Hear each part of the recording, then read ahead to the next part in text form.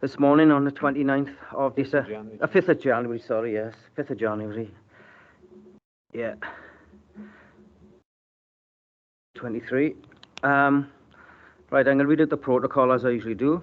Can I welcome all members and officers to this meeting of the Environment Control Committee, which will be held in a hybrid meeting.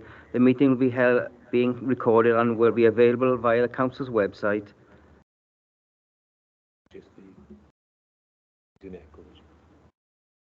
To be viewed as soon as practical following the meeting.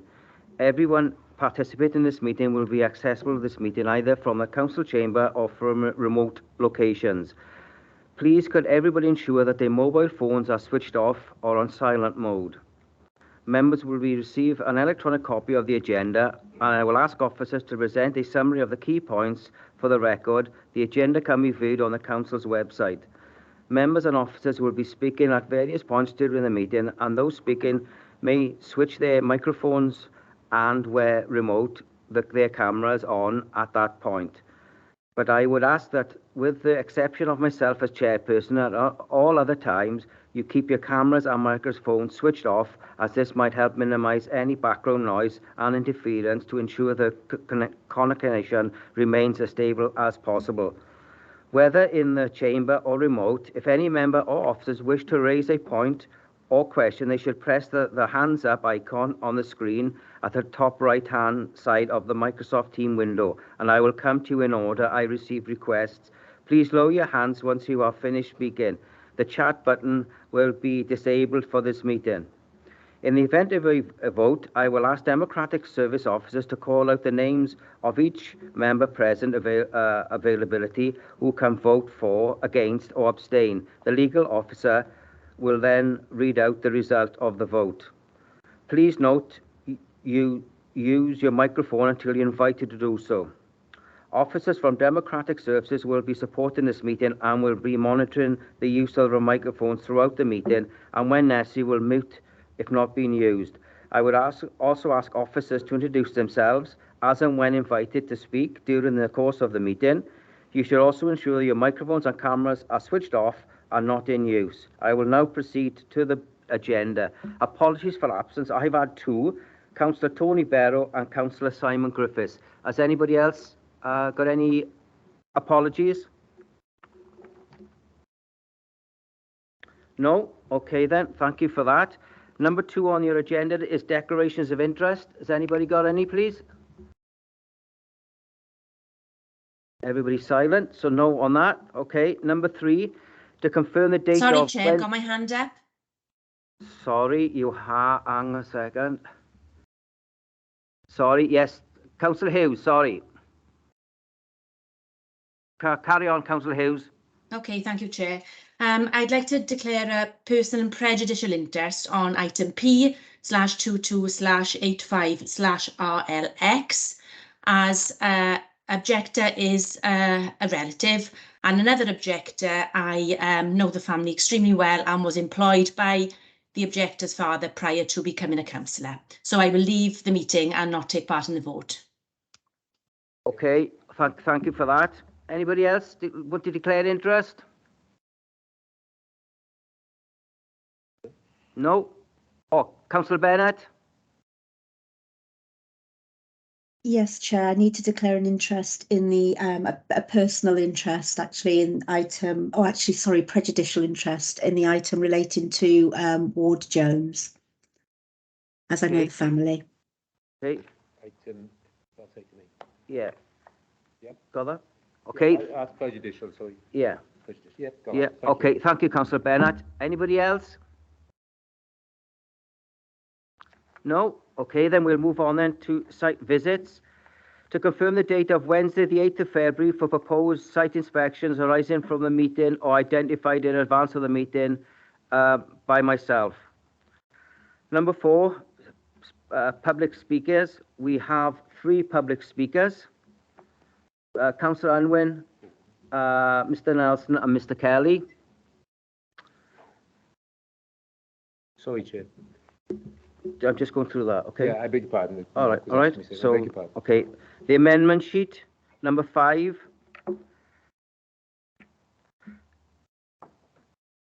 Everybody happy with the amendment sheet? Everybody read it? Yeah, it's quite lengthy, but it's there. Okay, number 6, Development Control Committee guidance. That's just for noting. And then we go on to number 7, Coed Park. And I'm going to call on Councillor Unwin to speak, please. You have 5 minutes, Councillor Unwin. When you're ready, just press the button and then we'll start.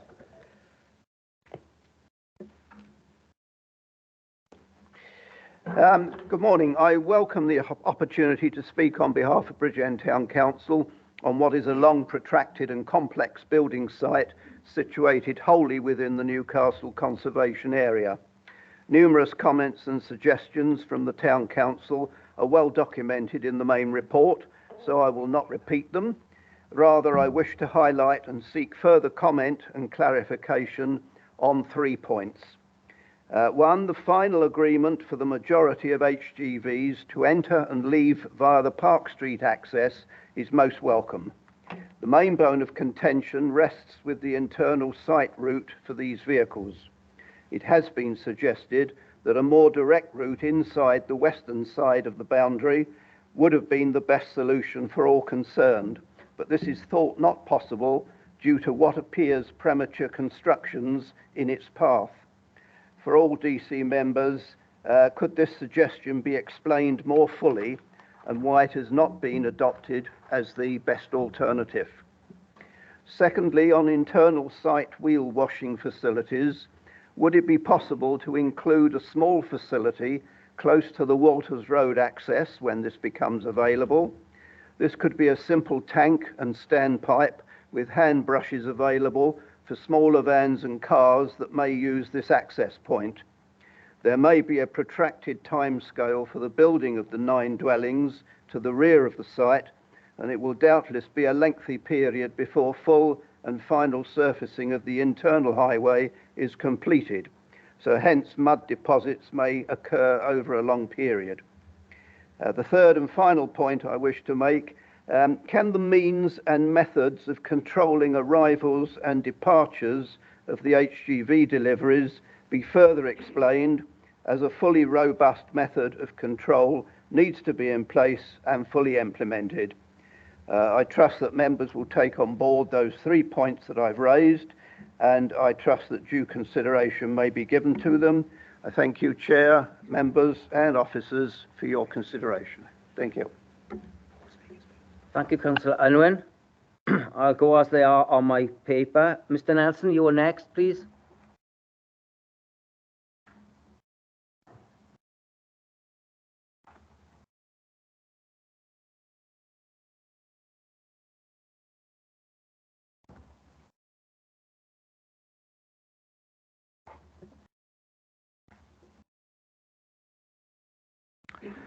Thank you, Chair. Good morning, councillors. My name is Alistair Nelson. I am the owner of 13 Walters Road, and I am speaking here to represent the residents of Walters Road who objected to the first construction method statement for this application. This CMS planned to use Walters Road for construction traffic access to Phase 3 of the Coed Park development. It also proposed that the traffic would enter Walters Road via Upper Park Street, up Heel Nant, back along West Road and down St Leonard's Road into Walters Road. Exiting traffic would leave the site via Walters Road and down St Leonard's Road to Park Street. Consequently, I am also representing the residents of those roads who also object to the first CMS. However, we do not object to the second CMS, which proposes that all construction traffic will access the site via the main entrance to Coed Park, halfway up Park Street, then follow the drive up the east side of the site and onto Phase 3 on the west side of the listed building. This route was used for years to access the car park at the back of the site for the library and BCBC offices, and is currently being used for access for preliminary work on Phase 3. The officer's report has mistakenly listed me as an objector to this route, but that is not correct. I ticked the box on the response form to support this version. I did remark, however, that although Park Tree Homes will be responsible for implementing the CMS, BCBC planning needs to be effective in enforcing any breaches of the plan. This is because we complained to enforcement in 2019 no less than 6 times that Phase 1 was being built before any CMS had been approved, but no effective control was applied. The proposed construction traffic comprises up to 10 HGVs per day, as well as an unspecified number of LGVs and up to 30 employee vehicles. That amount of traffic will obviously and unavoidably create noise, disturbance and inconvenience for any household it passes. But the first CMS had it passing an extra 143 households, while the second only involves an extra 4 households. In addition, Walters Road is narrow, uniformly 4.8 metres wide, while the entrance road of Park Street is wider than 5 metres and varies along its route. Households in Phase 1 enjoy adequate off-road parking. The Phase 1 houses are just off the main drive. They have adequate off-road parking, but Walters Road houses do not. Consequently, residents and visitors to Walters Road have to park largely on the street and half on the pavement to avoid blocking the road completely. In essence, Walters Road is a car park for residents, and who would sanction driving this volume of traffic, construction traffic, through a car park? Additionally, use of Walters Road for access involves using the Walters Road St Leonards Road junction and the St Leonards Road Park Street junction. Both of these junctions suffer from a deficient vision splay and are dangerous junctions. The officer's report mentions that the inspector for the appeal stated that there were no records of any traffic accidents in the area, but that is not correct. In 2017, we supplied both BCBC Planning and the inspector with records from the Welsh Government GIS service, which showed that from 1995 to 2014, where there were no recorded accidents involving personal injury at the Walters Road St Leonards Road junction, there were indeed 9 such accidents at the St Leonards Road Park Street junction. And just this summer, there was a serious accident at this junction, resulting in a car demolishing a large section of the garden wall of number 2 St Leonards Road. Using these junctions for construction traffic would be against SP3 of the local development plan, which requires that no plan should have an adverse effect on road safety. By contrast, the main entrance to Coyd Park has an adequate and safe vision display. The residents of Phase 1 have advocated building a road up the west side, as Councillor Unwin has just described, the west side of the site, for construction traffic directly from the main entrance to the west side of the listed building. We would have no objection to that, as it does not use Walters Road. Planning officers have dismissed the suggestion on the basis that Plot 15 has been completed, but it was completed in breach of the planning condition which this RLX application seeks to discharge. And the size of the plot and the wall built across the front lawn of the listed building is not in accordance with the original planning consent. Thank you, Chair.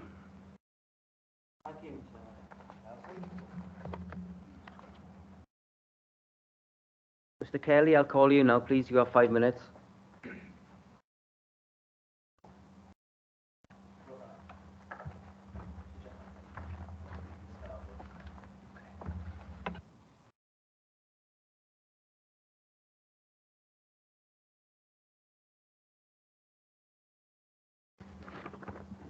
Detailed objections from Coyd Park residents are in the letter from our solicitor, Brendan Lee of Harrison Clark Rickabees, but I'd like to start by clarifying some inaccurate information. The officer's report tells you that Phase 1 is completed, but it's not. 4 houses have been built, but the front lawn of the library is also in Phase 1, and you saw for yourselves yesterday that this has not been completed. It's been a mud pit for 18 months, and the developer wants your permission this morning to move on and leave us with this filth. The same developer started building without permission, sold a gated development with no permission for gates, 15 breaches of planning consent, and all the while seemingly immune to enforcement action. Yet our homes signed off by the authority. Did we know that we'd be living next to construction work? Yes, of course. But did we think we'd have to compete with HGVs on our own driveway? No, because we were assured otherwise. Did we do checks? Officers snidely suggested that we should have been more diligent, that we knew what we were buying. Of course we did checks, and the developer's solicitor, Ryan David, told all buyers that all planning conditions had been discharged. All Phase 1 work, including the front lawn of the library and the wider landscaping of Phase 1, must be finished before the developer is given permission to move on. The application is asking you to halt work on the library for another 3 years. Can the listed historic building withstand several more years of neglect without proper protection from you today? We heard an officer telling you yesterday that the roof had been reslated. It's not fully reslated. We are calling on members to compel the developer to make the library properly watertight, the roof properly reslated before he is allowed to start work on Phase 3. It really puzzles us that officers criticise the developer in one breath, but then do so little to enforce planning conditions. Some information is either inaccurate, vague, or goalposts seem to change as and when it suits, but after residents have bought the homes and after children have moved in. Next, I refer members to an email from Highways Officer Lee Tuck, available online with the documents for this application. Dated the 30th of March, it states that the topography and site level difference may preclude larger vehicles from using the Park Street entrance, but the applicant should consider the use of a combination of Walters Road and Park Street for construction traffic. A very different story to the one in the report this morning and the one presented to members on site yesterday. From our view, there are too many convenient changes in evidence or what is understood by officers. Why is one particular entrance ruled in or out 1 minute and then all change? Why then ask to consider both entrances and then change that plan too? Let's remember that the planning inspector did not rule out Walters Road, despite Highways officers asking her to. Finally, the officer's report tells you that there is ample opportunity on our driveway for an HGV to pass another vehicle. Where exactly? According to the diagrams, right next to the library, which is no good to us, potentially at the bottom of our drive, but look closely at that diagram in the so-called swept path analysis. Yesterday, you might have noticed a short pavement, our only footpath on the drive. That path is not shown on the diagram. Instead, it shows 2 lorries passing each other in the exact same spot. The developer has access over the driveway, but we too as residents have access to and from our own homes. One person's right does not trump the other. If we meet an HGV on the driveway and there isn't room to pass, resolving that situation depends on goodwill. As it stands, there is no goodwill. We were not consulted in drafting these plans by any of the parties involved. If we were involved, we could have helped make them better, but our safety on the driveway has been an afterthought. In fact, not even that. Our safety plays no part in these plans today. So if we meet an HGV coming up the driveway, we are not minded to give way. If we need to stand our ground and force HGVs to reverse back onto Park Street, then we will. Check very carefully the timings of the traffic in these plans. 8 till 6 includes rush hour, after school for children. They should avoid 8 to 9 and 5 to 6 where possible, but they don't have to. Whether or not some of these are private matters between us and the developer, and we will take private legal action, we are asking members not to pass such a problematic application today, but to defer this decision for a month or so, to make amendments and to find a better solution. Thank you. Thank you, Mr. Kelly. Mr. Chichester, you're the agent. Do you want to come in and speak? Hi, good morning. Can you hear me? Yes, you've got 10. You'll have 10 minutes. Thank you very much. Hang on a second. How are you going to time in? All right. Okay. So you see the 10 minutes, Mr. Chichester? Yep. Thank you When very you much. start, we'll start. Thank you. Good morning, ladies and gentlemen. My name is Rob Chichester. I'm a director at C2J, a chartered architectural and town planning practice. Today, I'll be representing my client, Park Tree Homes Limited, regarding the application to remove Condition 19 through the provision of a detailed construction method statement. It's key to note that this application is not a review or discussion in regards to the original planning consent, which was allowed on appeal by the Planning Inspectorate on the 15th of December 2017. Since the original submission, the application has evolved through the proactive negotiations with the Council's professional officers. The amended statement now presented before you reflects all the agreed variations to the construction method statement. As highlighted within the comprehensive committee report, there has been no objection offered from the statutory or internal consultancies. The detailed construction method statement presented before members has been compiled by a qualified and experienced highways engineer to ensure there is no adverse impact on the highway safety or surrounding residents. In line with all development, the disruption caused during the construction phase is not a material planning consideration and would only be for the duration of the build. However, by working closely with the LPA's professional officers, the amended construction method statement seeks to minimise disruption to as many local residents as feasibly possible, whilst aiming to ensure that the development is completed in an acceptable and timely manner. Whilst the applicant acknowledges the local residents' concerns, there is no technical or professional evidence to support their objections. In granting this application, members would ensure works will be able to proceed on phase 3 and the overall development is completed in an acceptable and timely manner. In light of my previous comments, the detailed committee report and recommendation, I would respectfully invite members to support the authority's professional officers and their recommendation to grant approval subject to conditions. Thank you for your time. Thank you, Mr. Chichester, for that brief.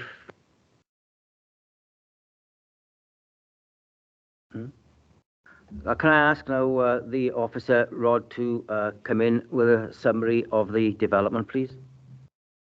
Thank you, Chair. Morning, members. For the purposes of the recording, my name is Roger Davis, Development and Building Control Manager. As outlined in the report, this application seeks to remove Condition 19 through the submission of details, specifically a construction method statement for the remainder of the development. Therefore, this application is purely to do with the construction method statement for the site.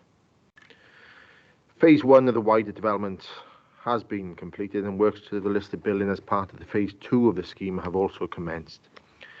Phase 3 relates to 9 detached properties to the rear of the site.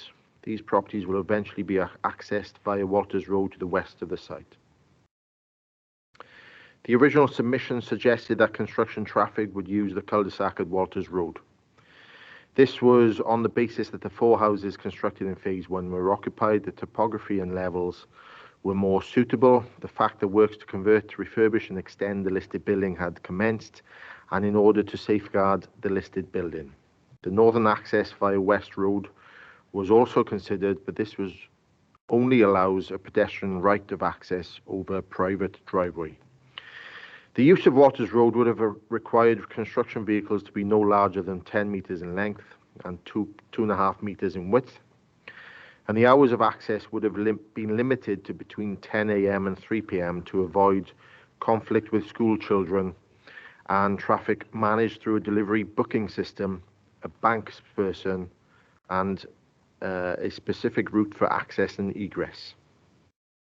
As members can see from the report, there is considerable opposition to utilising Walters Road, and it is acknowledged that it would be difficult to oversee and enforce these control measures, particularly how delivery vehicles access the site. More recently, dry rot has been evident in the listed building and it has not been sold to date. The developer has taken the listed building off the market and aims to use the period needed to treat and renovate the listed building to access Phase 3 via Park Street. To that extent, a revised construction method statement was submitted in November with the twin aims of minimising disruption to as many local residents as possible and ensuring that the development is completed in an acceptable and timely manner. The residents of plots 3, 4 and 5 Coed Park do not support the revised proposals. However, as explained in the report, the developer retains sufficient control over the access road from Park Street to be able to deliver all the requirements detailed in the construction method statement. There is also no scope to access the rear of the site via the garden and curtilage of plot 15 at the front of the site. The revised construction method statement shows that the 11-metre rigid HGV can access the site from Park Street and pass any other vehicles of the same size within the site, avoiding any reversing manoeuvres back out onto Park Street. The construction period is still likely to extend over approximately 36 months, although there will no longer be a requirement to limit the hours of access to between 10 a.m. and 3 p.m. So it is probable that the overall build period will be reduced as HGV deliveries will be distributed evenly throughout the day between 9 a.m. and 5 p.m. Monday to Friday, and between 8 a.m. and 1 p.m. on Saturdays. The site will be operational between the hours of 8 a.m. and 6 p.m. Mondays to Fridays, and between 8 a.m. and 1 p.m. on Saturdays. The self-build plots 11, 12, 13 and 14 along the northern boundary of the site will be constructed first, followed by the remaining plots 10, 9, 8, 6 and 7. As the last plot to be constructed, plot 7 will be used for storage, etc. during the construction of the other 8 plots. No deliveries associated with the external construction of the 9 dwellings will be made via Walters Road during the construction period. During the construction period, the access off Walters Road will be constructed and will become operational from the occupation of the first dwelling on Phase 3. At that point, it is expected that future residents and smaller construction vehicles will access and egress the site via Walters Road. As discussed at the site visit yesterday, there is also the requirement to widen the footway along Walters Road prior to any of the dwellings in Phase 3 being brought into beneficial use. As detailed in the CMS, the bank's person will be located within the site compound to manage vehicular movements and loading and unloading activities to ensure that these occur safely without a detrimental impact on existing residents. A wheel wash facility is proposed with all vehicles' wheels being washed prior to leaving the site. A jet wash will also be used to clean the delivery areas, and a street sweeper will be utilised in the event that any material is deposited onto the public highway. Whilst the revised CMS indicates that the likelihood of 2 vehicles meeting during the working day is relatively low, the highways officer has requested an additional passing area at the bend closest to the listed building. Finally, the highways officer has also requested that the gates at the entrance into the site be removed for the duration of the construction period as justified in the report. In conclusion, members, the latest construction method statement is the optimum solution for the construction of the final phase of the development, and it should not result in any adverse impacts on the listed building or create any unacceptable highway safety concerns within and around the site. Thank you, Chair. Thank you, Rodri, for that explanation. Can somebody formally move the officer's recommendation on page 24, please? Thank you. Moved and seconded. Anybody got any questions to the officers, please? Please put your hands up electronically, or if you're in the room.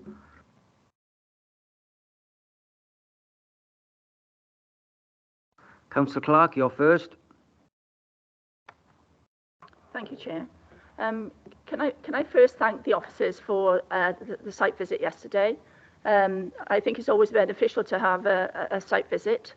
I'd just like to ask a few questions on some of the speakers this morning. It was mentioned that Walters Road is only 4 foot 8 inches wide, and there was also mention of the footway being widened. I'm a bit concerned if residents are literally parking on the road, if small delivery vehicles are going to be accessing that later on.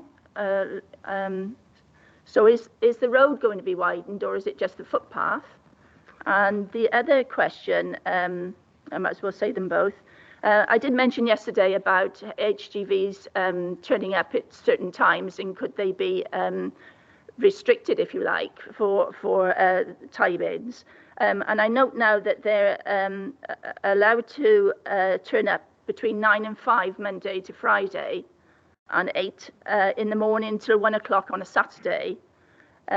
Obviously, Park Street at 9 o'clock is chocker, as we all know, and it's one of the worst places in the county borough for emissions. And obviously a lorry is to turn up at 9 o'clock in the morning, a lorry is going to have travelled from wherever it's coming. So there's no guarantee that it's going to turn up basically at 9 o'clock. It could be turning up even earlier than that to access the site.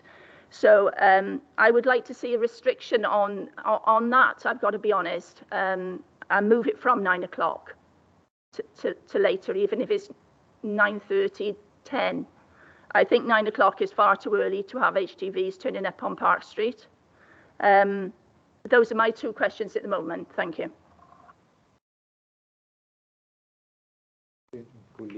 Chair, I'll answer the first point. Right. If I remember what it was to do with the footway. Yes, the footway on Walters Road. The road itself is 4.8 metres wide. The footway only is to be widened, so the road is going to be retained at the same width. So there's no change to that. It's just increasing the width of the footpath to allow pedestrians to access St Leonard's Road beyond the site. Okay, Lee, do you want to answer the rest of the question, please? Thank you, Chair. For the purpose of the recording, my name is Lee Tuck. I'm the Senior Highways Development Control Officer. Thanks for your question, Councillor. The restriction on HGVs, it's something that, over the past 10 years I've been doing this job, we've had success with sometimes and some not. The issue is that speaking to a lot of the builders, merchants and suppliers in this current climate, I spoke to 5 or 6 local, they said that they were not in a position to be able to dictate when the lorry left and changed. So whilst we may as a committee want that to happen, I'm finding on other sites that they're just turning up anyway, thus causing us a huge issue with enforcement and not being able to control what the suppliers do. The building industry is such that the suppliers can say, well, actually, we don't need your business and you're going to have to go elsewhere because we can't actually do that. We can't comply with your terms of delivery. Had that been 10 years ago, you may have been, suppliers were more than happy to adhere to timings. But at the moment, we're finding that it's very difficult to get these suppliers to do that. And again, it sort of prolongs the build time again. And we didn't want to do that on this site. We want to make things move as quickly as we can to get those houses finished in and lessen the disruption for residents. But I do take your point on board. And if members feel that it is necessary to put that in and think that it's an enforceable condition, then I'd certainly consider that. Do you want me to? I could just briefly add on the footway on Walters Road. The footway isn't being widened as such. We're removing the grass verge that is at the back of the footway. What we find on Walters Road is the residents park half on, half off, and that was meaning that pedestrians are having to walk on the grass. Which is not acceptable. Obviously, we want to make pedestrian usage as easy as possible for residents of Walters Road and obviously the residents of Phase 3. So that will be turned into tarmac, which will allow then the residents to park slightly on the footway, but keep enough footway for pedestrians and allow the vehicles to move down Walters Road as needed. Okay. Can you just, what I'm going to try and do, to be fair to everybody, is if you ask one question, put your hand back up and I'll come back to you, right? Because other people are... Councillor Williams, please. Martin Williams. Thank you, Chair. I've got 3 questions. Do you want me to do one at a time, as you just said, or shall I just rattle them off and then shut up for a bit? Well, can you just ask one, then we'll come back to Councillor Clark, then we'll come back to you. Yeah, well, yeah, okay. The first one, really, I think to a degree the developer here has been the author of his own misfortune. I think had the CMS been in place in the first place, and had it been enforced in the first place, we could have had a lot of this issue could have been resolved. And I think the site, looking at it yesterday, could have been constructed in a far more logical manner. But the first question goes back to Councillor Unwin's point. Is the direct route to the west of the site. Again, is it practical to put that route in? I think it probably is. Is it desirable from that householder's point of view? No, but we can't escape the fact that householder is also the developer. And if I wanted to develop a field behind my house, I think it'd be reasonable to stick lorries through my garden to do so. And I would like to understand more the grounds that has been discounted, whether it's just because we don't want to cause disruption to that garden, or whether it is actually impractical. Because, as I said, I think the developer is the author of his own misfortune in many ways here, and I think that should be considered if it alleviates the challenges of the three other residents of Coy Park. I have got other questions. I'll put my hand back up then. Thanks. Okay, we'll answer that question first, Councillor Williams. Rod, please. Or Lee. That's me. No? Okay. Thank you, Chair. Yeah, thank you, Councillor. Yes, what I'll try to do now, the wonders of technology, if I can bring up the photo that's included in the report.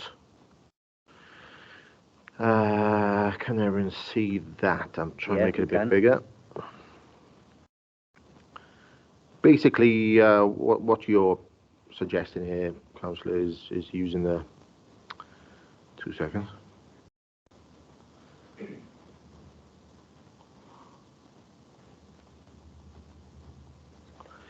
Is using the western side as suggested by the town council and the existing residents of 3, 4 and 5 Coy Park.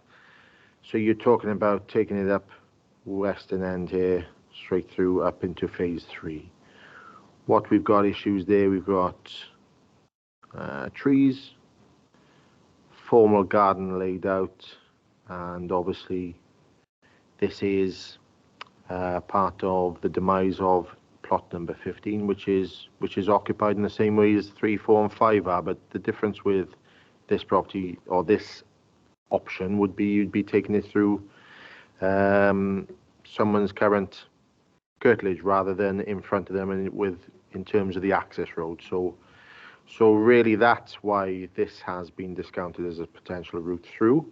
However, further up, and as requested by the highways officer, there's going to be additional passing bays, or one additional passing bays, controlled by condition, and the swept path analysis provided by the agent and the traffic consultant has shown that the access road from Park Street is sufficiently wide enough to accommodate vehicles of up to 11 meters in length. So with it being pulled away from the listed building as well, to safeguard the integrity of the listed building, it is considered that using the existing driveway sweep up into phase 3 is acceptable from a highways and a planning point of view. Thank you, Chair. Councillor Clark, you got a supplementary?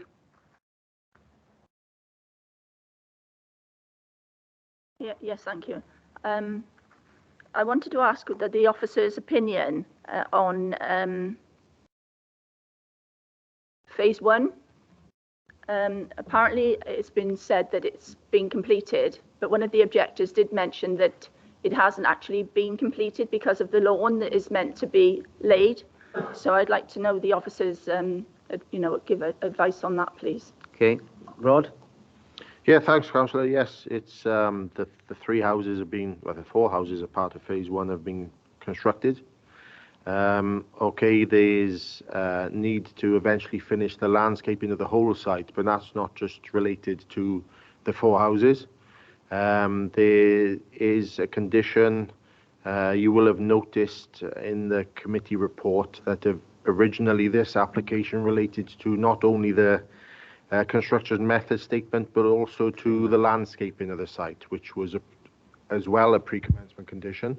We've separated that out from this application to concentrate solely on the construction method statement at this minute, because the landscaping needs a bit more work with our building conservation officers to understand the treatment of the driveway in the area in front of the listed building, etc. So that will follow, and that will be undertaken across the whole scheme rather than provide a landscaping element for 3, 4 and 5 now. It'll just go on after we've agreed that detail under that future application, but we intend to have a meeting with the developer and agents in the next week or so, hopefully, to discuss that in amongst other things not related to the construction method statement. So we've separated the two. Okay, thank you. You happy with that? Yeah. Okay. Councillor Williams again, please.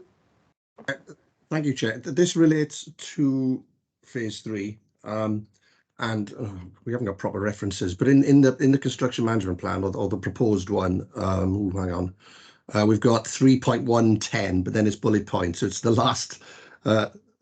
last 2 bullet points but one, and it relates to once houses in phase 3 start to be occupied. I'll read it out verbatim. Then Walters Road access will be open, and whilst no HGV construction traffic will be allowed, HGV deliveries of kitchen appliances, etc., for the new residents will be allowed. And then it says, similarly, once Walters Access Road is open, small vans can use, and so with the smaller trades can use Walters Road, but must not park within the site. I'm concerned that while the residents of Walters Road are satisfied with that it is sufficiently vague to allow, I wouldn't say abuse, but pushing at the boundaries as to what is a HGV. Are we talking 7.5 tons? Are we talking 11 meters? and what is, I mean, a kitchen appliance is very clear, but what does etc. cover? Etc. could be very broad. Is etc. a conservatory, for example? The other thing is I'm concerned about there is that you've got potentially conflict between large construction deliveries coming in through the site, through via Park Street, and smaller vans then coming in through Walters Road. And it's been said that the last house to be constructed will be the one in the corner, I think I understand. So, in some ways that exacerbates it. I would like to see some firmer control around exactly what is allowed in through Walters Road, and it is for domestic, for householders rather than for construction. And I would like to see some more detail around or assurances then that the houses will be built in a timely manner, and you won't have one house built very quickly, because you could have one house built extremely quickly to discharge this condition. Then the other 8 houses move very slowly, but you can still use the smaller vehicles to come in and out of Walters Road. I don't know if I've articulated that well. I just don't think there's sufficient control, and those words may be too vague to issue, to give the residents of Walters Road the assurance that they think they're having. Thank you, Councillor Williams. Lee, can you answer that question, please? Thank you, Chair. Yes, thank you for your question, Councillor Williams. I mean, it's truth be told, it's very difficult to come to an arrangement with this. At some point, we've got to have a functioning access onto Walters Road for the resident, albeit if it's just one house that's built, as you've suggested, and the other 8 are not. I think we could maybe go further in this and ask for a banksman at both ends of the site to further, stop any sort of large vehicles. But it's at some point Walters Road is going to have to be open to allow certain trades to come in, whether it be kitchen fitters or plumbers. And I'm not sure whether the Highway Authority can actually go to that detail at that stage of the build. Whilst I appreciate we could do that at the beginning, it's going to be very difficult to manage. And we felt that we've got a construction plan that was was dealable. But I appreciate that it's going to be difficult if only one is built and the rest are not, and HGVs are trying to access through Walters Road. But as I say, I think it's in the construction management plan, it does say that no large vehicles will go down Walters Road, that we've got to really rely on that and enforce that. But as I say, we could further request a banksman at the Walters Road end if that would satisfy members' concerns on that matter. Thank you, Chair. Thank you, Lee. Rodri? Yeah, just to add to that, Councillor, I think it mentions in the CMS as well that effectively, as we discussed on site yesterday, the main parts of the build the framework, the roof to make these properties watertight, I think is mentioned in the CMS, will be carried out from Park Street. And like I suggested yesterday, you're looking at the cosmetic elements then of fitting out these properties, architects in whatever, the kitchen fit in, the electricians, the plumbers, etc. Will then, obviously, they won't be using such large vehicles. I think the original CMS limited the size of the vehicles that could use Walters Road anyway to 10 metres. So it wouldn't be anything in that region anyway. So, like Lee said, once that access has to be provided before the beneficial occupation of any one of these properties on phase 3.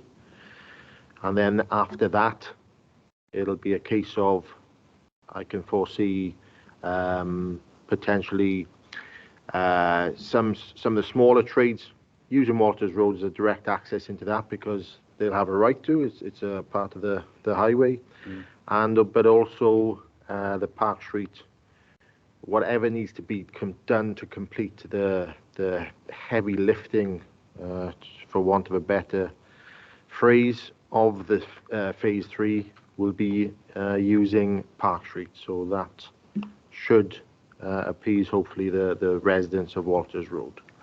Thank you, Chair. Thank you. And now I'm going to bring in Jonathan Parsons. Thank you, Chair. For the purpose of the recording, my name is Jonathan Parsons, Group Manager for Planning and Development. I'd take on board fully the issues that have been raised by members and also with the objectors and the Town Council. I think what members of this committee need to bear in mind is that what we're trying to do is the best we can, our best endeavours under what we can do under the planning system, under planning legislation and the planning regulations. Now, construction, technically, is not part of the land use planning consideration. What we look at in land use planning is the end result. So that's the traffic generation as a result of the development. We look at the impact of the development long term. The construction of the site is of lesser significant in planning terms. It's debatable whether it's material to the decision-making process. But what we're trying to achieve with the agreement of the developer is a way of controlling that traffic to minimise disruption where we can. But ultimately, when a development such as this, and this goes on throughout the county borough, there are sites and undergoing construction now. There are people living on sites that are still being constructed. We need to look at Park Derwent and the similar situation that happened in Broadlands. We have sites in Porthcawl where residents are in residence and the construction is still going on about them. There is going to be disruption, and we can't avoid that. And planning's role is not to micromanage every single vehicle movement coming into the site. We can't do that. It is unenforceable if we took that sort of route.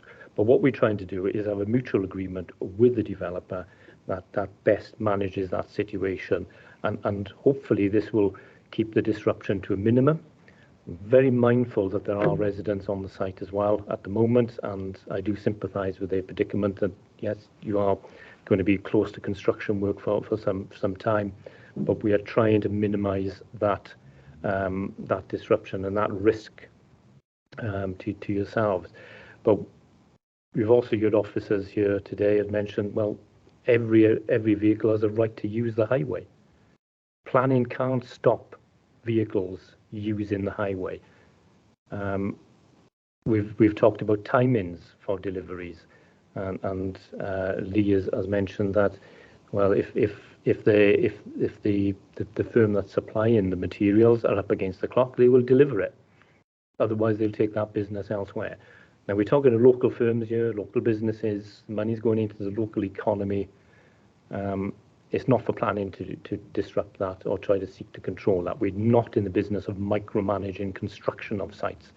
But what we're trying to do is the best possible solution that hopefully will result in a satisfactory development. This application is just about the construction management statement.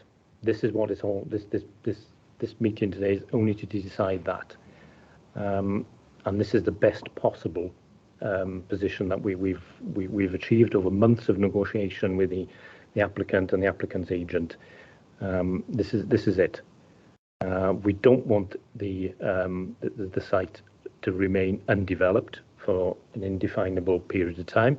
We also want the work to commence on the listed building, but until we can get a construction management statement agreed as was required by condition, then nothing's going to happen at all. But just bear in mind, there's a limit to what we can actually control during construction phases. And I appreciate that there's going to be difficulties, but there are difficulties with any construction project. There is going to be disruption. And this authority is currently, one part of my job is looking after active travel. There's active travel works going on at the moment on the A48. There's going to be disruption, but the benefit from that is that we'll have a brand new active travel route as part of our network, but there's going to be weeks of disruption. We can't avoid that. We're just trying to manage it as best we can, and the same applies to this site.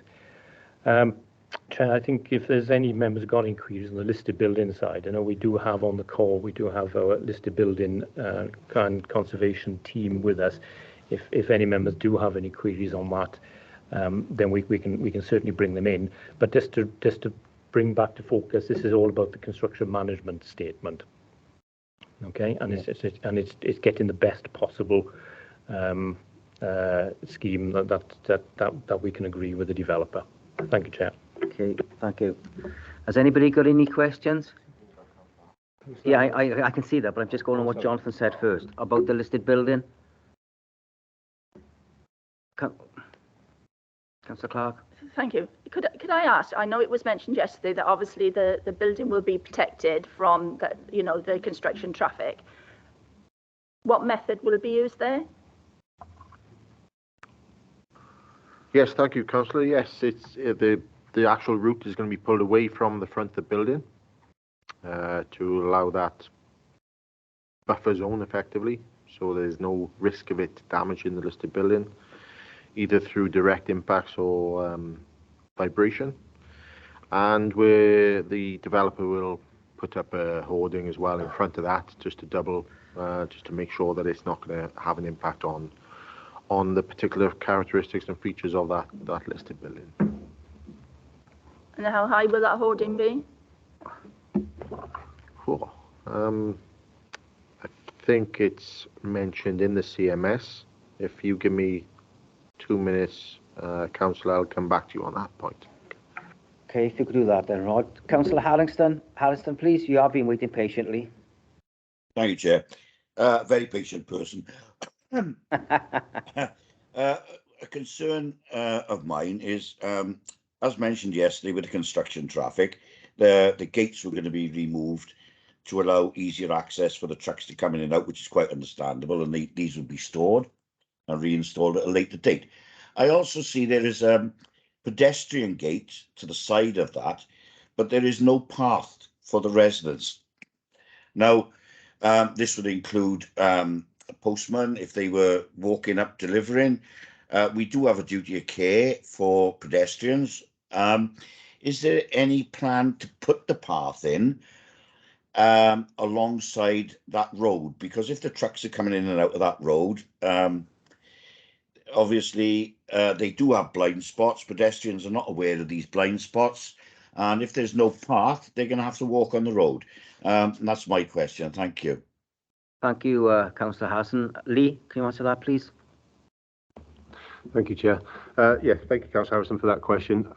There is a footway that runs from Park Street through some of the site, and then it tapers off, and pedestrians then mix with the traffic after that point. When the site is finished and built, then that will be a shared use, which is normal practice for and a private access drive. Obviously, during the construction phase, there is a banksman that will be walking in front of the HGVs to try and mitigate and make sure that pedestrians are aware that there's a lorry coming up the driveway, and any cars it meets, it'll enable the lorry to reverse back into the entrance to plot 15, which then will allow vehicles to pass. So I'm minded that there is enough passing places to allow vehicles to pull over to the side and allow pedestrians to move through safely. What I can't do, as Jonathan has pointed out, that once these vehicles are in the site, they're off of the highway that the highway authority is responsible for. And this is a situation that would normally be managed by the health and safety executive or anyone running a building site. They would have to manage that. But I do understand your concerns. I have young children myself, and I've thought about this. And we talked about it this morning. And I think there's the potential from the site visit yesterday.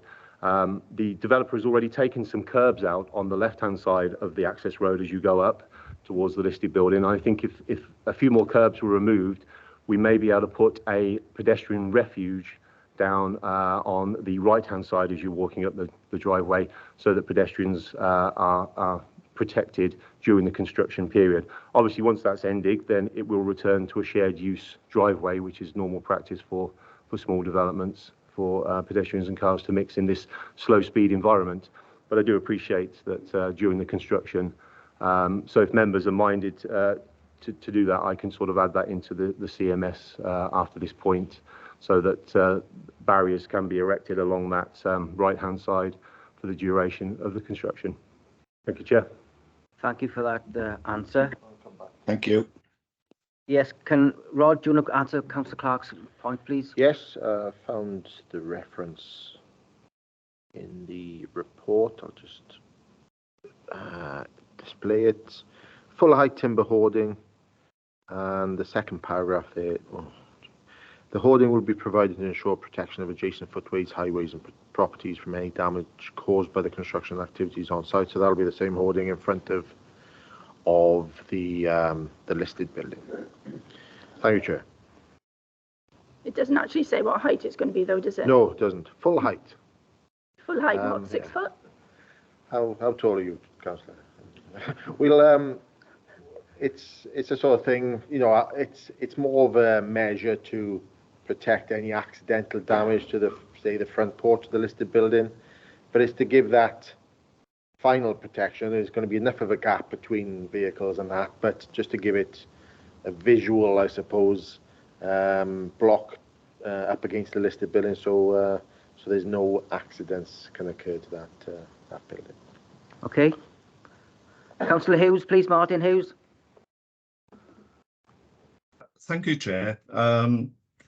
Yeah, I also found the site visit yesterday really useful, especially from the conservation and area perspective.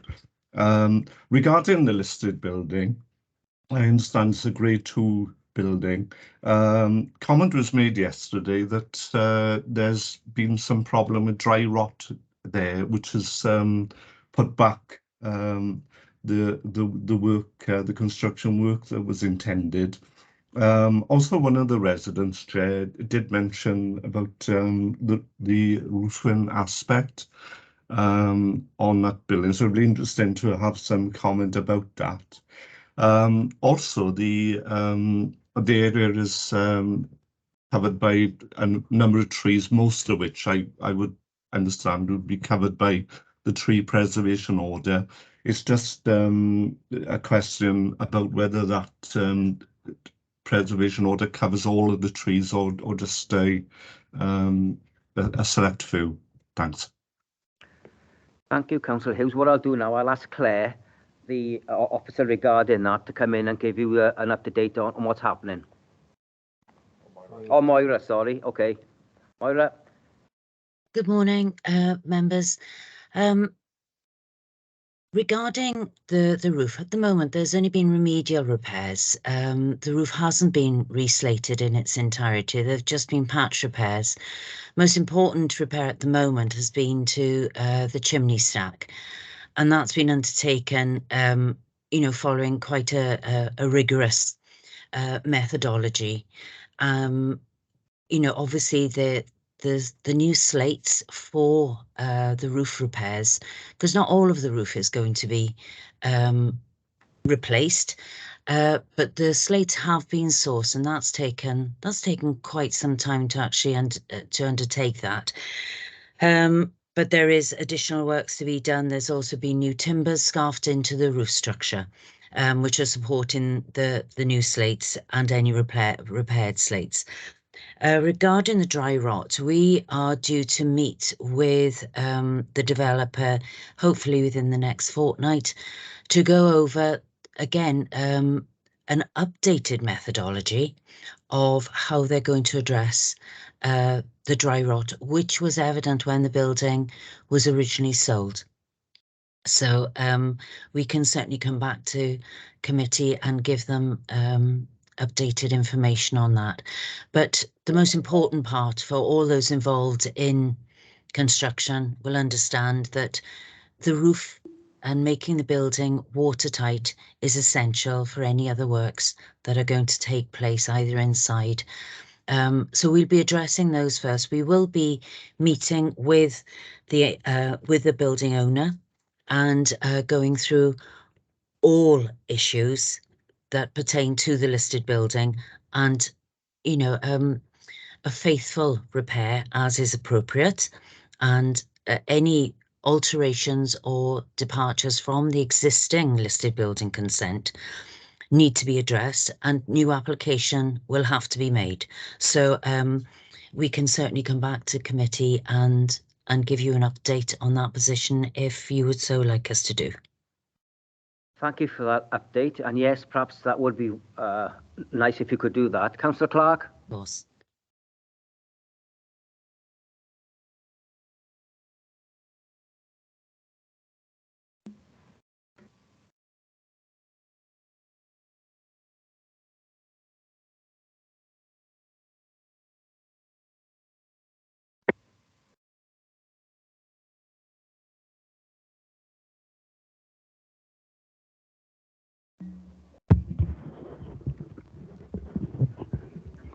Thanks, Chair.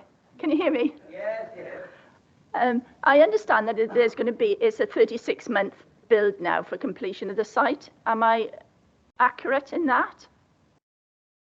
Yes, that's the estimate. Right. Yes, Can but I hopefully that'll be won't overrun now by the ability to use larger vehicles and across a longer period of the day. Right. Can I ask then about, because I believe there's 4 self-build. So what control is there on the self-build? Because obviously they're going to be self-built. Yes, the self-build properties for the 9, like I mentioned in the presentation, at the northern end of the site, they will have to comply with the same requirements as per the CMS. Thank you.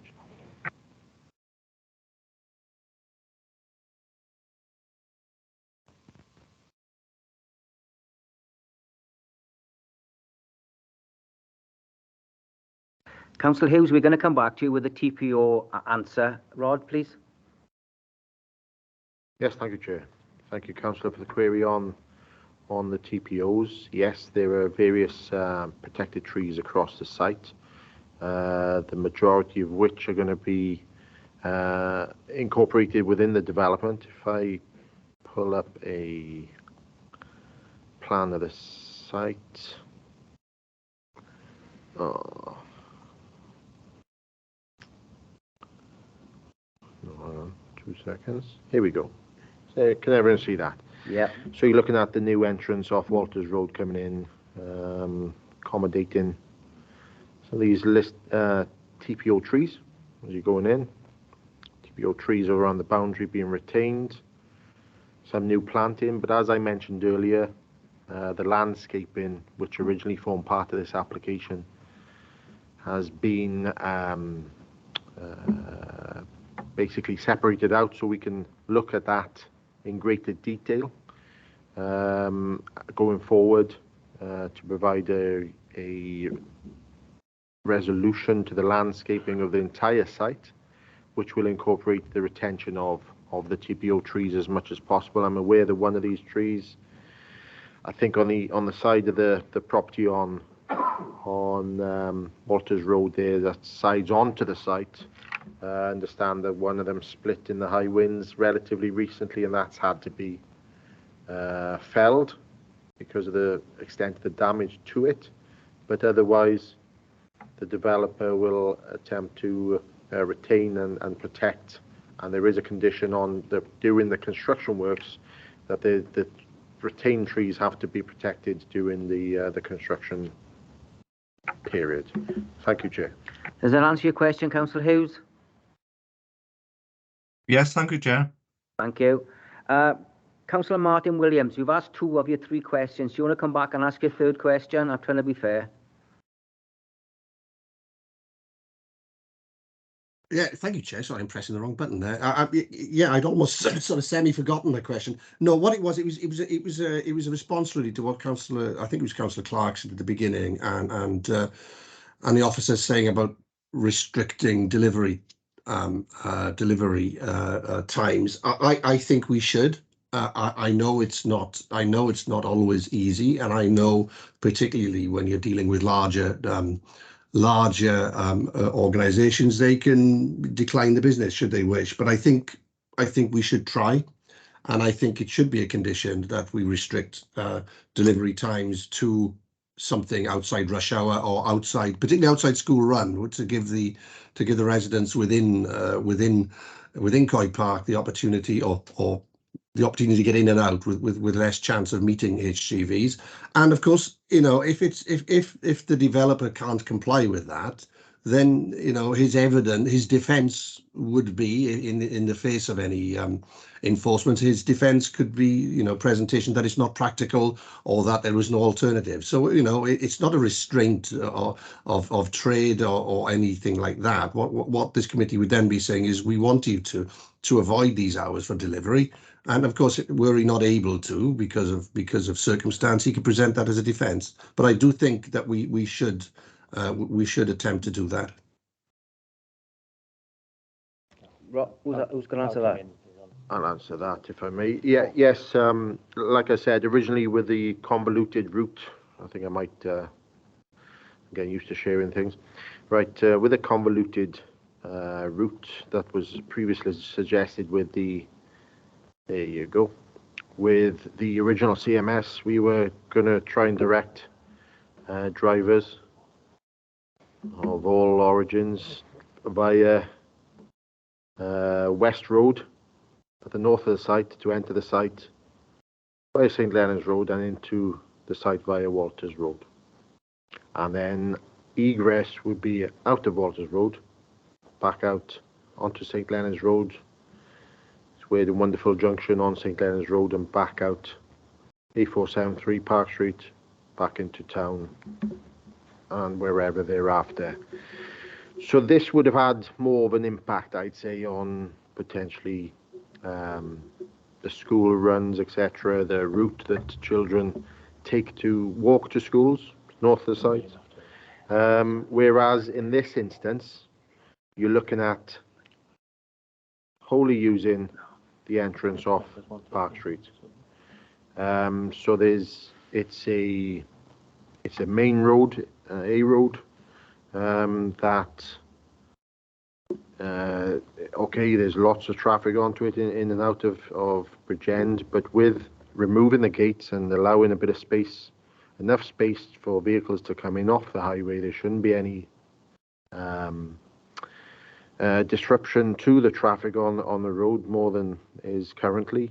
And effectively, in order to reduce the time period of the build, rather than leaving it go on for 40 plus months, I think it's probably better to allow the deliveries to occur after the school drop-offs. So you're looking at anywhere between 9 and 5, rather than the originally constrained version of between 10 and 3 o'clock, which will obviously have a knock-on effect on the build period. So I think in this instance, because we're not using Walters Road, we're not using West Road, I think it's a lot easier to service the site off Park Street. I think it makes sense just to leave it as it is.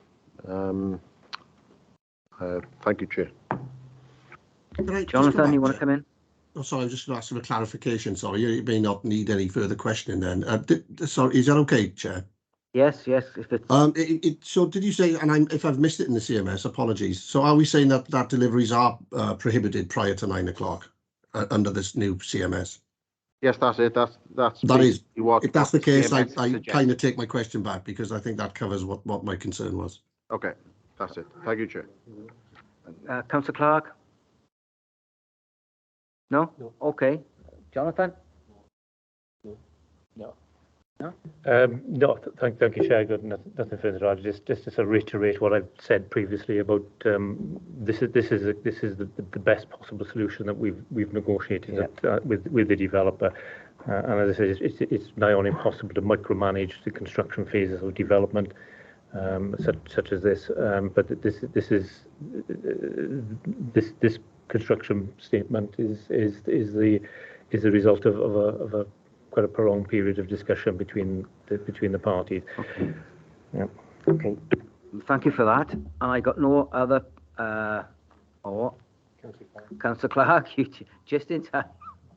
It's working now. Can we just make sure what Councillor Harrison mentioned about the footpaths going into the CMS? If we can just make sure that happens. Do you want to move an amendment to that? Well, I'll move it, yes. It's a condition then, yes? Yeah, can somebody second that? Second, Chair. Okay, thank you. All right, Lee, can you put that in as an amendment, please? Yeah, no problem, Chair. I'll draft that and send it to you. Okay, Rod? I was just going to say, Chair, obviously that's an amendment which has now been, I think, agreed. So that'll just amend slightly the recommendation that's been moved and seconded already. Yeah. But you know, it's an extra condition, isn't it? So I think members are happy with that. So I think you can put with the extra condition, you can put it to us committee to approve now. Yeah. All members in favour of the officer's recommendation with that amendment, please say aye. Aye. Aye. Aye. Anybody against? Aye. Who was that? One against. One against, yeah. So that's moved. That's approved. That's approved, yeah. Thank you. Thank you, members, for that. If we go on to the next one, which is number 8, is it?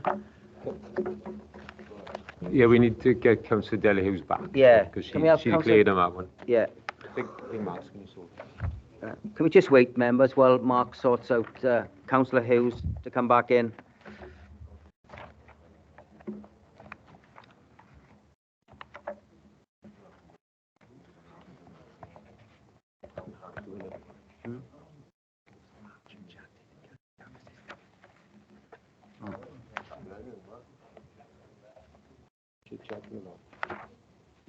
I think he's going to get this. Yeah, I'm trying to come to it. I know, but the page used to be turned. What page number is it on? It's page 69. Have you got a bit further?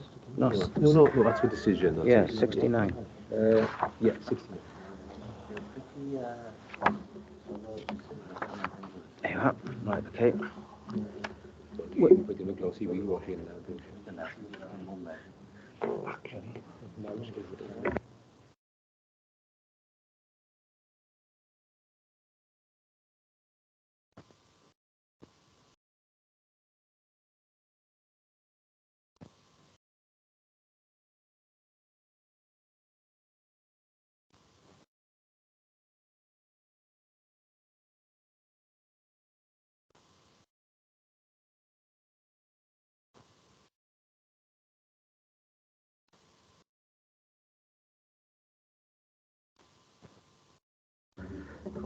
We are just waiting for Mark to come back. He's escorting the people out. So when he comes back, you get Councillor Hughes, Della Hughes back. She is she? Okay, thank you. So once Mark comes back, then we'll start the meeting again.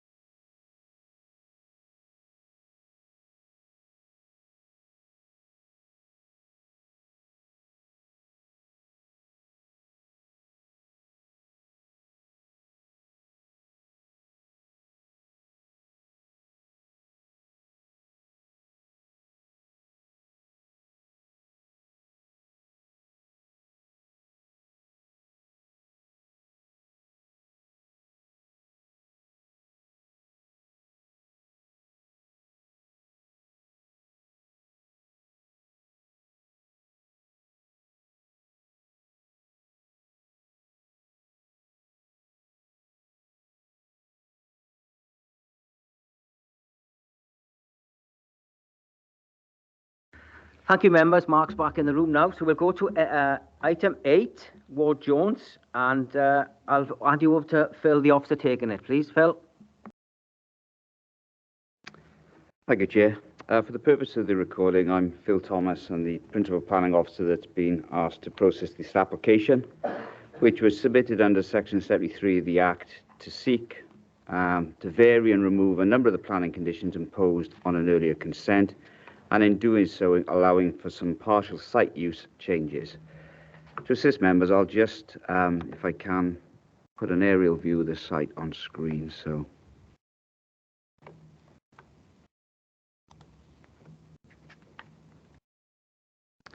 bear with me.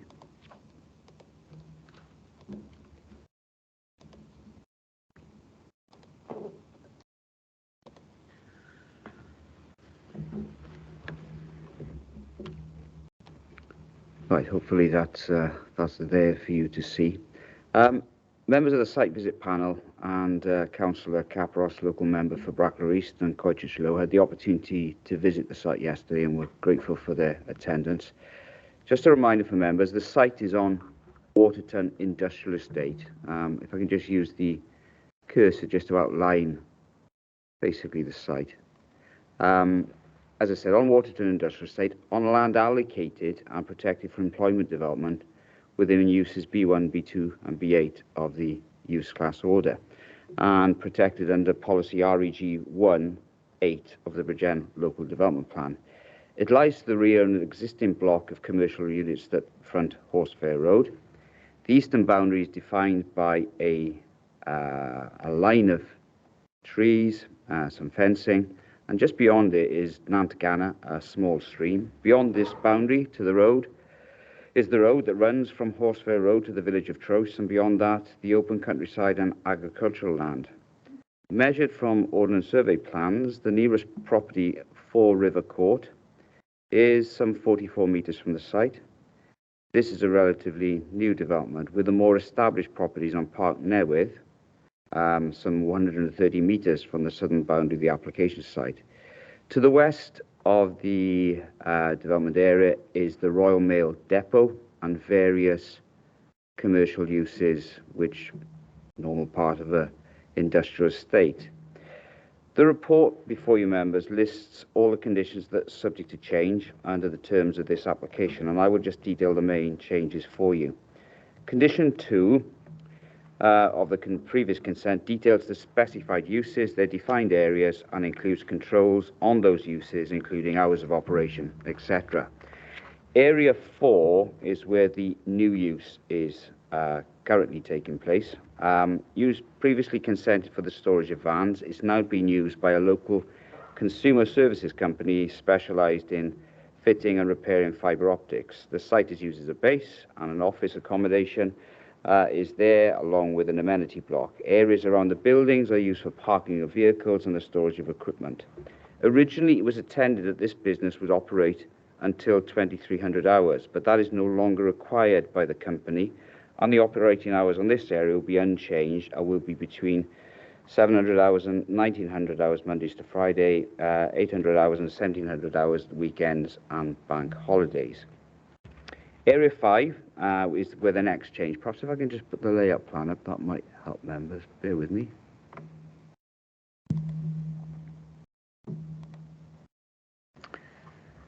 Right.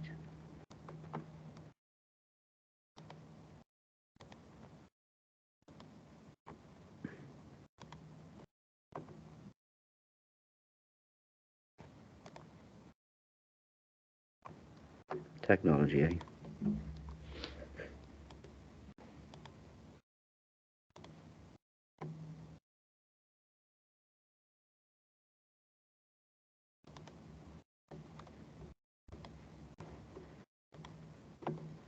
Right, are we there?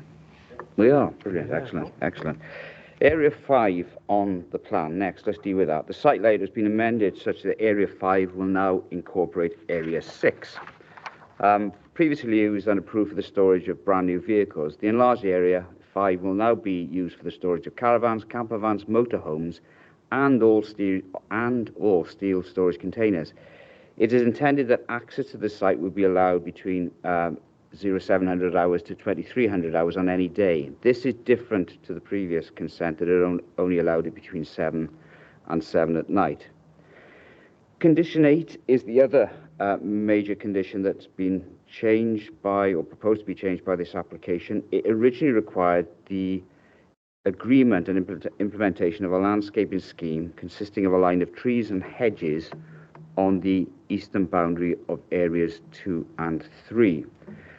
This application proposes the removal of this condition on the basis that, in the view of the applicant, it's no longer necessary because the eastern boundary fencing, along with the existing riverbank vegetation, provides a sufficient and satisfactory visual screen along the site's eastern boundary.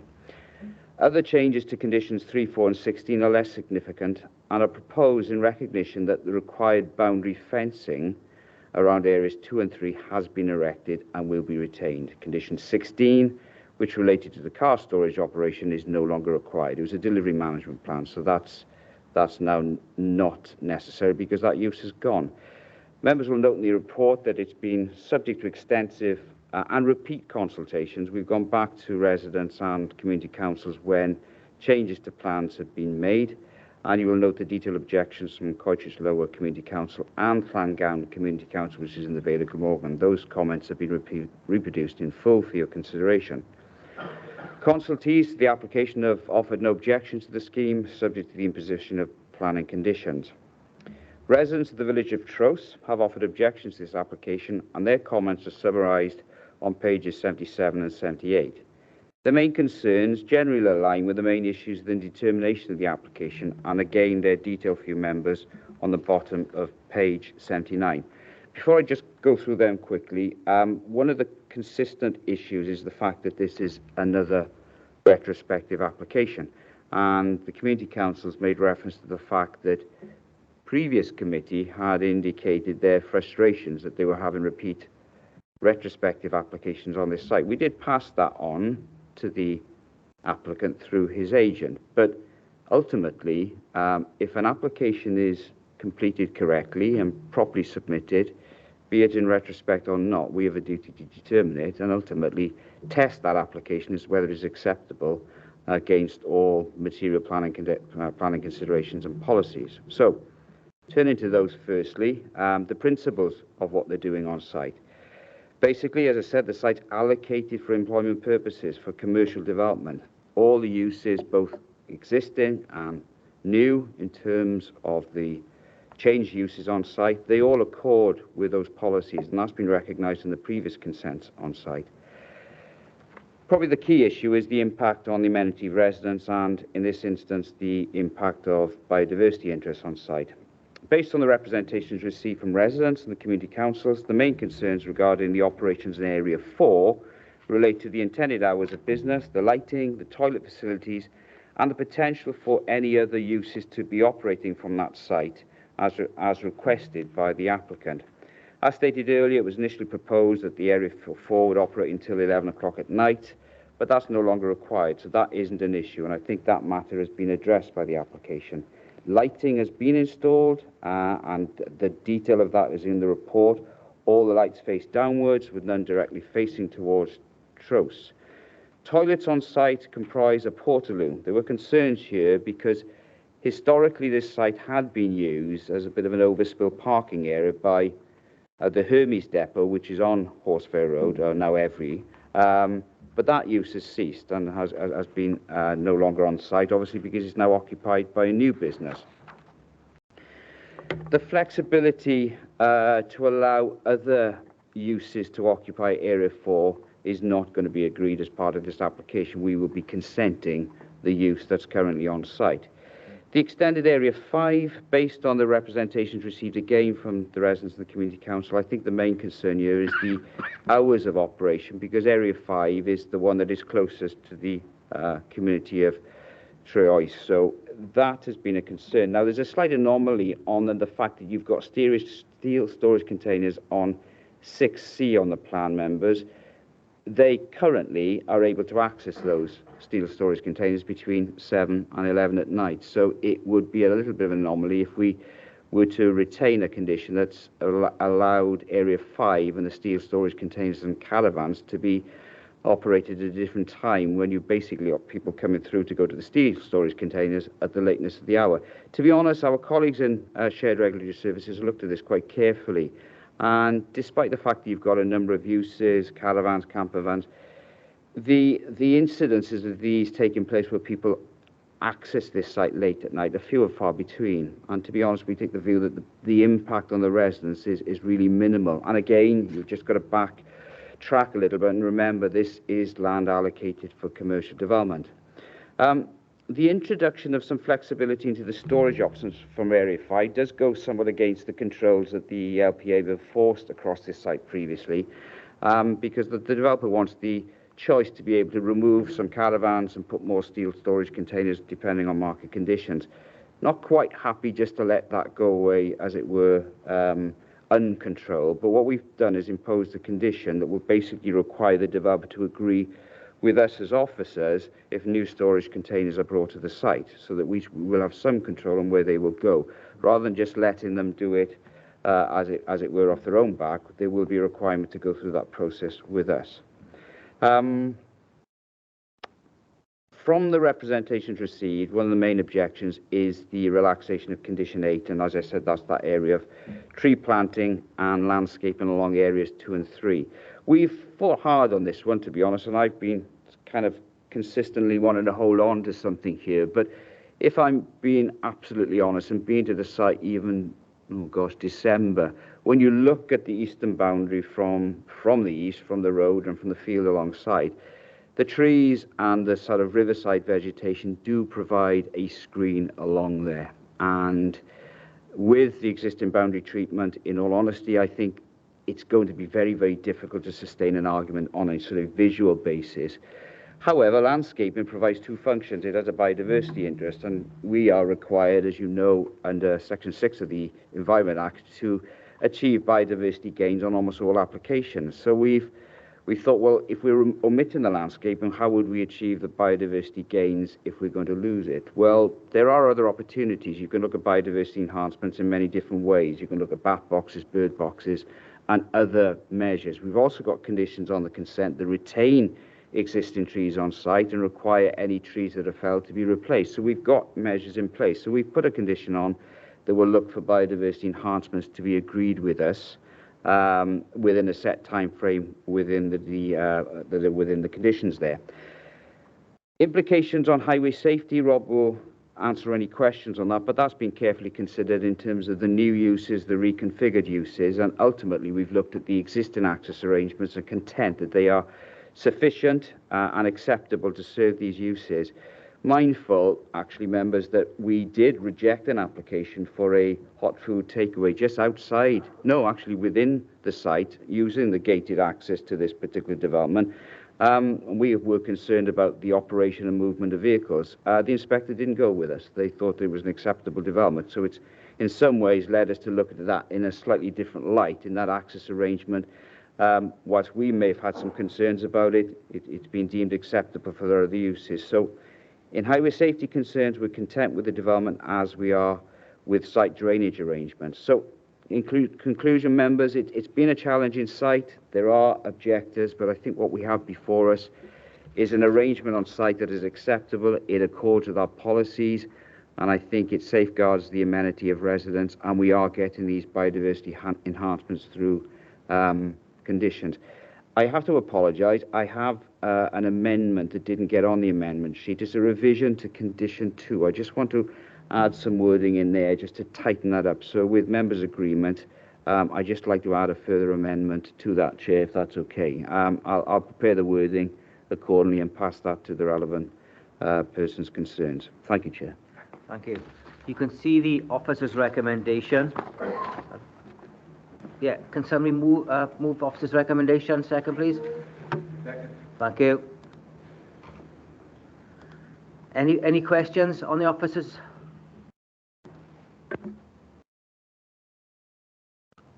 No? No questions? Okay then. Well, thank you for that then. That's passed. Yeah. We'll go on to number 9, appeals. Jonathan is going to take you through that. Some very interesting stats.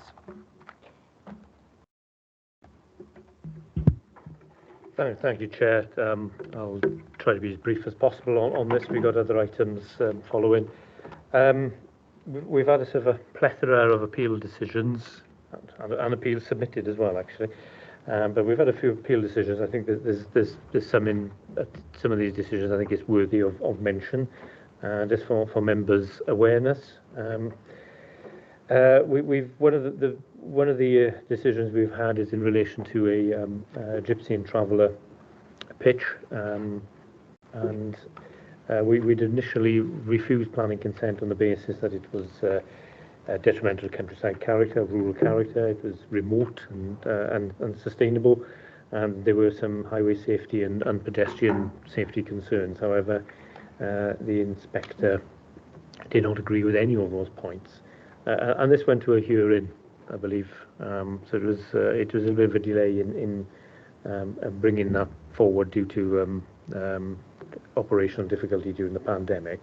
But it went to a hearing, and effectively the inspector did not agree with the authority on any of those issues, and the inspector considered that it was acceptable to have limited use of motor vehicles in this area for this particular use. But for members' interest, Gypsies and Travellers are enjoy protected status, but there's also separate planning guidance that relates to Gypsy and Traveller development. So it's an interesting decision, but the inspector fundamentally went against some of the principles that we try to encourage with rural developments. But Gypsy and Traveller sites are one of the exceptions that you would allow in the countryside. So not an altogether surprising result, but the inspector's decision is in full is in the report. I'm quite happy to discuss this outside of the meeting if any members have any queries with that. We've also had a couple of enforcement appeals, and one of them was in relation to a site in Clysbriachfin in Brackler, and where the garden area had been raised considerably, and the inspector then agreed with the council's case that there was unacceptable amenity impact as a result of it. Now, with enforcement appeals, you also get the opportunity to have an appeal against the merits of the case. So once an enforcement notice is served, you can appeal that notice, and there are various grounds, and one of them is the merits. So it's like a planning application determination, if you like. But the other grounds then relate to is it reasonable? Has it been notice been served correctly? Are the requirements of the notice too much, etc. In this particular case, the inspector dismissed the appellant's concerns in this regard, and sided with the authority. There was also a planning application as well that was refused. So the enforcement appeal and the planning application appeal were effectively one of the grounds, and the enforcement was exactly the same as the planning application refusal. Again, we will provide more training on enforcement in the not too distant future, so we'll cover this topic in a bit more detail. Another one of interest is regards to the change of use of the White Hart Inn in Garth, Maesteg, and this was refused. The change of use to residential on the ground floor, but this was refused on the basis of loss of a community facility and contrary to the development plan. We do have a policy in the LDP which seeks to retain community facilities unless there are exceptional circumstances or there are certain other criteria. Now, a pub is classed as a community facility, so the inspector again agreed with the council, and that application was refused, so the use remains. There was also one appeal against containers that was again in Maesteg, and that was contended on a number of grounds, and one of which was the merits of the case. But interestingly, for members' information, that it's where you place containers on the ground, it's not necessarily considered as what's known as operational development. So it's not like a building, but it is classed as a material change of use of that land. So it's the use of the land for the the position of storage containers. That's the critical element here. And material change of use falls within the definition of development. So that's why it requires planning permission. So again, the inspector agreed with the authority. We've had remember last time, members, that I mentioned about split decisions, and I say we don't get them very often. And lo and behold, we have another one this month, and this was in connection with a two-storey extension, rear and side extension, and a porch. And the inspector agreed with the authority on the two-storey elements, and that was refused permission. But the porch, where the council did not contend, that was allowed. So that was a split decision. And the other one was in relation to obscure glazing condition we placed on a planning consent, and there's an application to relax that condition, which we refused, and the inspector did not agree with the authority and considered that there were high levels, already low levels rather, of privacy in this area, and that removing the condition for the obscure glass wouldn't have a material impact. So again, another interesting decision. Happy to discuss any of those, or answer any questions, or discuss them at a later time. Thank you, Chair. Thank you, Jonathan. Anybody got any questions on that? No? Okay. Just for noting then, okay. If we go on then to number 10, listed buildings consent delegation. Claire or Moira, do you want to come in? Claire? Thank you, Chair. Good morning, members. For the purpose of the recording, my name is Claire Ham, team leader of the Conservation and Design team in Strategic Regeneration.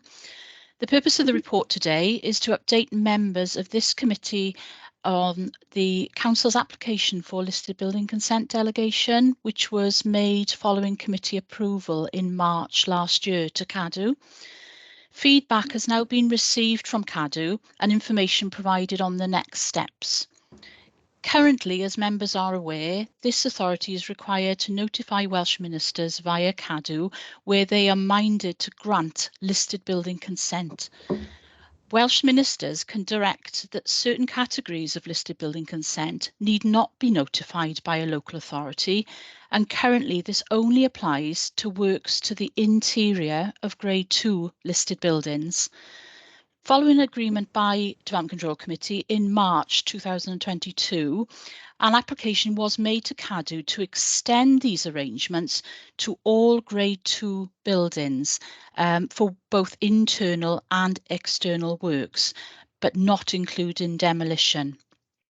An update was received from CADW on the 15th of December, just before Christmas, to confirm that it's minded to grant listed building consent delegation to the named officer, Moira Lucas, who spoke earlier at committee, our Senior Conservation and Design Officer, in the application, subject to the agreement of the following points. And these points are identified in paragraph 4.1 of the report in front of you. The first asking that a corporate commitment to seek and adhere to the advice of the named officer on applications for listed building consent, and where the advice of the named officer is not available or the application is proposed to be approved against the advice of that officer, CADW will be notified, as it currently is, in order to consider calling. On that basis, CADW are minded to grant delegation, which, if accepted, will apply to 331 of the County Borough's 375 listed buildings. And the feedback from CADW has confirmed that, in its opinion, the right expertise and processes are in place within this authority to make robust and sound decisions which protect and preserve the historic environment. The listed building consent delegation is given to local authorities that have a robust local policy framework supported by sound processes, practices and decision-making informed by specialist conservation officer advice aimed towards the conservation and protection of the historic environment. CADW will continue to maintain a close working relationship with the authority, and an annual review will be undertaken with this authority. In order to progress matters with CADU, members are requested to agree the following recommendations. They're asked to agree a commitment to seek and adhere to the advice of the named officer, Moira Lucas, Senior Conservation and Design Officer, on applications for listed building consent. Agree that where the advice of the named officer is not available or the application is proposed to be approved against the advice of the named officer, CADU will be notified in order to consider call-in. If those two commitments are agreed, to accept any offer from CADU of listed building consent delegation on all grade 2 listed buildings, and therefore agree that this report be referred to Council for agreement to amend the Constitution as described in paragraph 4.4 of this report, along with any other necessary amendments. Thank you, Chair. Thank you, Claire. You can see the officer's recommendation on number 9. Can somebody formally move and second, please? Thank you. Any questions to the officer regarding the information we've just had? I think it's good news for BCBC because we can do a lot of work in-house now. So it's just really good for us. All agreed? Yeah. Oh, Councillor Hughes, sorry. Martin Hughes? Yeah, it's just to add to your comments, Chair. I think, you know, it is good. It makes sense for us administratively and also, you know, in terms of resources. It is indeed a credit to the council and to Moira that, you know, that this move is being made and that CADU are more than satisfied with the arrangement. It would be good to see that CADU would reciprocate by, you know, providing training and advice as, you know, as necessary. And I'd like to, again, you know, support the move. I think it makes sense and it's really good that we're in safe hands. Thank you, Councillor Hughes. Oh, so we're all agreed to that then? Yep. Okay, number 11 then, training log. Jonathan? Thank you, Chair. We've our training in the last couple of sessions has been focusing on procedures and sort of looking retrospectively at how we've dealt with planning applications, and the session we had yesterday I thought was quite useful. Oh, I did. And quite a helpful little discussion session. We've also got a few other topics in our sort of training log, and conservation areas, or building and conservation areas, heritage matters. That's part of that subject matter as well. We're also looking at enforcement as a potential session, and a briefing by the Chief Planning Inspector. Also looking at public rights of way and bridleways and some green infrastructure training, and also a session with the Wellbeing and Future Generations Act Commissioner. Now, the latter one, the Commissioner has just changed. So it's not Sophie Howe, it's I can't remember the name of the gentleman who's taken over, but so I think we'll aim to do that later on in the year when that person has settled into the post, and we can make the relevant arrangements. And similarly, we can look at a date for the Chief Planning Inspector, which I think will be quite useful. But yeah, these are probably going to be some weeks in advance. The enforcement training, if you remember, members, we did look at engaging Planning Aid Wales to run a specific session for Bridgend. Now that would probably be outside our normal training window, which is an hour on the Wednesday before committee. So we were probably looking at a half-day session for that. Now, Planning Aid are quite busy at the moment, so again we'll probably be looking to try and get something in the calendars sometime in the spring, I think, and we'll have a specific session for members, half-day session, hopefully hybrid, so that we can actually take off. I think that'll be quite useful. So we've got a couple of other subjects left, and that's conservation areas and public rights of way and tree policy. So all these are probably of interest to members. I have, however, had a request to, again, it's more about procedural matters. It's about the content of planning reports and whether there's a possibility of making them a little bit more presentable, simpler.